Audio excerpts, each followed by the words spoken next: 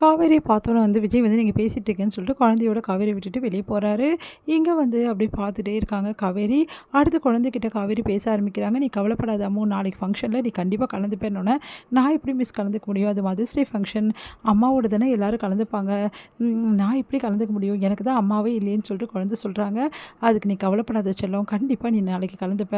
Miss சொல்றேன்ல, உனக்கு எல்லாமே நான் பண்ண வேண்டியது என்னோட பொறுப்பு. நீ கவலைப்படாம இருக்கணும்" அப்படின்றாங்க. மிஸ் நிஜமாவே நான் கலந்துப்பேனா? எப்படி கலந்துக்க முடியும்? அப்படின்னோனே, சரி, உனக்கு அம்மாவா இந்த மிஸ் இருந்தா ஓகேவா? அப்படின்னோனே அப்படியே வந்து அதிர்ச்சியா பார்க்குறாங்க. மிஸ் அப்படின்னு சொல்லிட்டு, ஆமாடா, நாளைக்கு உன் அம்மாக்கு பதில் நான் தான் கலந்துக்க போறேன். நீயும் நானும் ஜாலியா கலந்துக்கலாம். சரியா?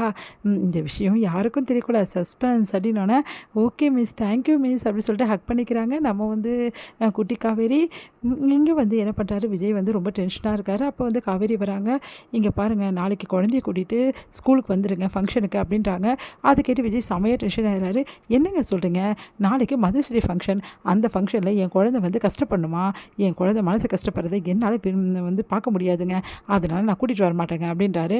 "என்னங்க நீங்க இப்படி பேசிட்டு இருக்கீங்க? என் மேல உங்களுக்கு நம்பிக்கை இல்லையா?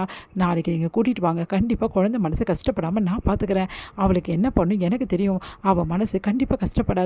ப்ளீஸுங்க, எனக்காக இந்த விஷயத்த செய்யுங்க. உங்களுக்கு கெஞ்சி கேட்குறேன்" அப்படி சொல்லிட்டு போறாங்க. அது கேட்டு விஜய் யோசிக்கிறாரு.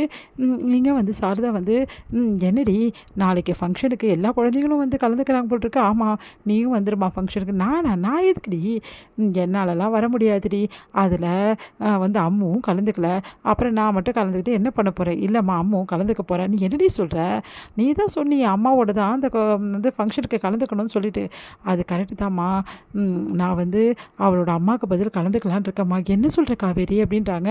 ஆமாம்மா, நான் வந்து பாவமா இருக்குமா, எனக்கு ரொம்ப கஷ்டமா இருக்குமா. அதனால அவளுக்கு அம்மா மாரி வந்து அந்த ப்ரோக்ராம்ல நான் கலந்துக்கலான்னு இருக்கேன் அப்படின்னோனே, காவேரி நல்ல முடிவு எடுத்திருக்கடி. உண்மையிலேயே வந்து இத என்ன சொல்றதுன்னே தெரியலடி எனக்கு அப்படின்றாங்க.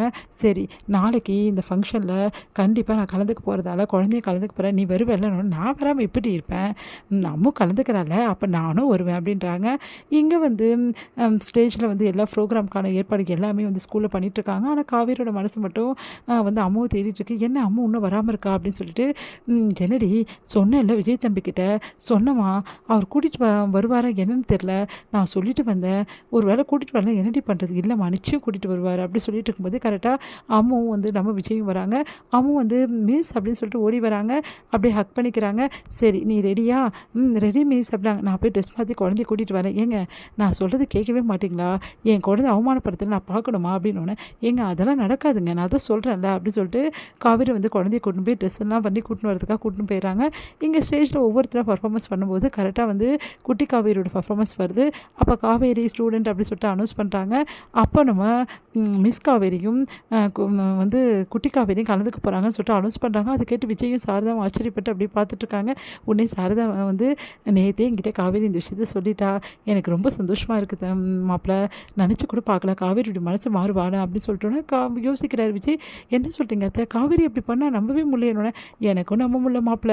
நேத்துலேருந்து நம்ப முடியாம தான் யோசிச்சுட்டு இருக்கேன். பார்த்தா இப்போ வந்து சொல்கிறாங்களே, அப்போ கண்டிப்பா கலந்துக்க தான் போறா போல இருக்கே அப்படின்றாங்க. அடுத்து வந்து இங்கே பெர்ஃபார்மன்ஸ் ரவுண்ட் வருது. அப்போ எல்லாருமே வந்து அவங்கவங்க அம்மா கூட அவ்வளோ அழகா டான்ஸ்லாம் பண்ணுறாங்க. அதே மாதிரி குட்டி காவேரியும் வந்து நம்ம பெரிய காவேரியும் சேர்ந்து அவ்வளோ அழகா ஸ்டேஜில் பெர்ஃபார்மன்ஸ் பண்ணுறாங்க. சூப்பராக இருக்குது அந்த பெர்ஃபார்மன்ஸ். எல்லாருமே கிளாப் பண்ணுறாங்க. அம்மா பொண்ணு தான் இப்படி தான் அன்போடு இருக்கணும். இந்த அன்பு தான் 2 பேருக்குள்ள கெமிஸ்ட்ரியா ஒர்க் அவுட் ஆகுது அப்படி சொல்லிட்டு நிறைய வந்து பாராட்டுகள் வந்து அவங்க வாங்குறாங்க. இங்க வந்து காவேரி வந்து பெர்ஃபார்மன்ஸ் முடிச்சுட்டு வந்துட்டோனே, குட்டி காவேரியும் கீழ வராங்க. "ரொம்ப நல்லா இருந்ததுலப்பா, சூப்பரா இருந்தது. இப்ப மிஸ் கூட நான் வந்து கலந்துக்க எனக்கு ரொம்ப ரொம்ப சந்தோஷமா இருக்குப்பா" அப்படி சொல்லிட்டு கட்டிக்கிறாங்க. உடனே விஜய் வந்து அப்படியே வந்து சோகமாவே இருக்காரு. அத பார்த்துட்டு காவேரி வந்து, "என்னங்க உங்களுக்கு சந்தோஷம் தானே?" அப்படின்னு கேட்குறாங்க. அமைதியா இருக்காரு. "ஏய், எனக்கு ரொம்ப சந்தோஷம்டி. உண்மையிலேயே ரொம்ப நல்லா இருந்ததுடி" சாரதா சொல்லிட்டு இருக்காங்க. விஜயே பார்த்துட்டு இருக்காரு. விஜய் வாயே திறக்கல, அமைதியா இருக்காரு. என்ன இவரு சந்தோஷப்படுவாரு, ரொம்ப வந்து என்கரேஜ் பண்ணுவாருன்னு பார்த்தா இப்படி இருக்காரு அப்படின்னு சொல்லிட்டு காவேரி யோசிக்கிறாங்க. அடுத்து வந்து குட்டி காவேரிக்கும் பரிசும் குடுக்குறாங்க. இது எல்லாம் பார்த்துட்டு எல்லாம் கை தட்டுறாங்க. ஆனா விஜய் மட்டும் அமைதியா நிக்கிறத பார்த்து காவேரி யோசிச்சுட்டே இருக்காங்க.